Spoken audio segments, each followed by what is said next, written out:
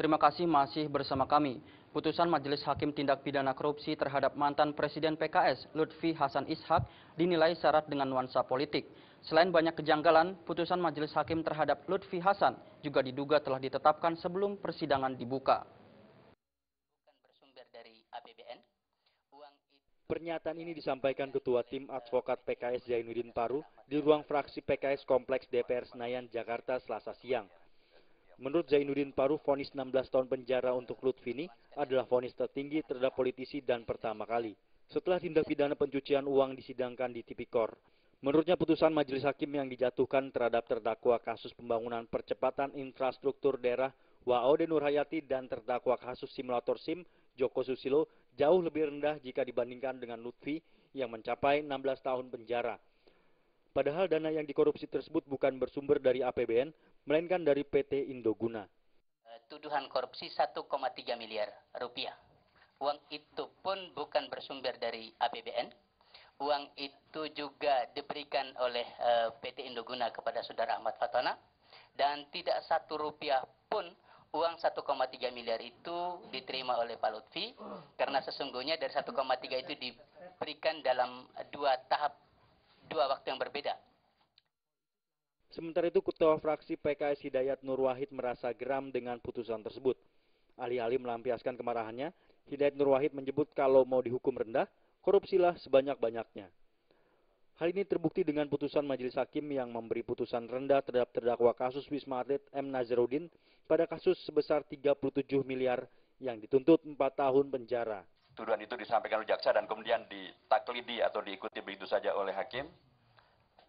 Telah bersama dengan Fatah menerima 1,3 miliar yang tidak satu rupiah pun diterima oleh Pak Lutfi, yang tidak satu rupiah pun merugikan keuangan negara. Beliau divonis 16 tahun. Jadi karenanya kalau mau korupsi, korupsilah yang banyak supaya hukumnya ringan. Dari Jakarta, Agus Purwoko melaporkan.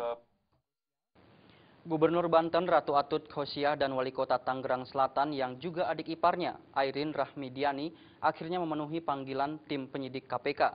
Atut dan Airin dipanggil untuk menjalani pemeriksaan sebagai saksi terkait kasus dugaan suap sengketa Lebak, Banten.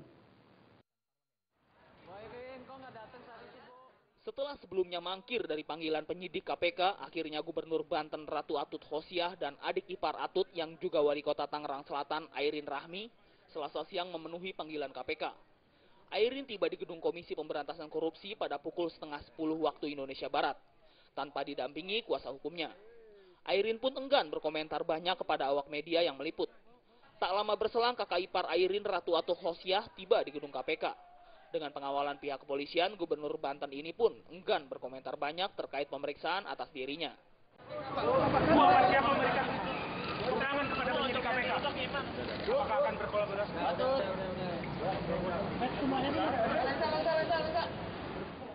Penyidik KPK memanggil keduanya untuk dimintai keterangan terkait kasus dugaan suap sengketa Pilkada Lebak, Banten yang melibatkan mantan Ketua MK Akil Mukhtar dan adik dari Atut Tubagus Khairi Wardana alias Wawan, yang juga suami dari Airin.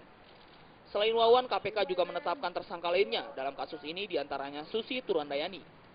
Seperti diketahui dalam kasus ini, Wawan diduga menyuap Akil melalui Susi terkait gugatan hasil Pilkada Lebak yang diajukan calon bupati dan wakil bupati Lebak Amir Hamzah dan Kasmin bin Sailan.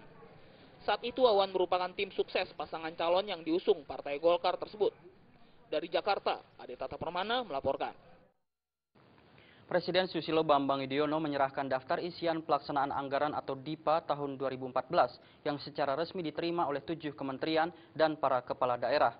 Presiden berharap agar anggaran DIPA tahun 2014 digunakan tepat sasaran, transparan, akuntabel, dan dapat mencegah terjadinya penyimpangan.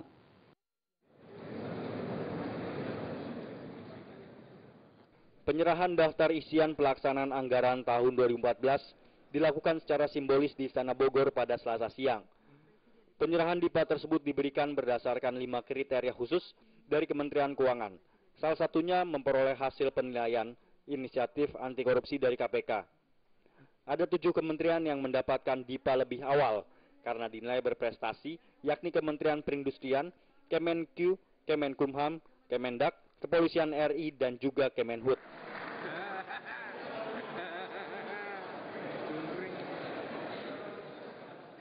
Setelah memberikan DIPA tersebut, Presiden menginstruksikan agar segera menindaklanjuti dan bisa diimplementasikan tepat waktu dan tepat sasaran.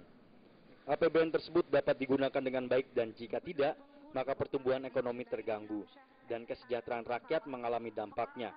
Presiden berharap agar anggaran DIPA 2014 digunakan tepat sasaran, transparan, akuntabel, dan dapat mencegah terjadinya penyimpangan. Anggaran tersebut digunakan secara tepat, transparan, dan akuntabel. Cegah, sekali lagi cegah terjadinya penyimpangan. Dari Bogor, Jawa Barat, Rudi Wijaya dan Ketut Sumadiase melaporkan. Jangan beranjak dulu pemirsa, di segmen terakhir kami masih memiliki sejumlah informasi. Tetaplah bersama kami.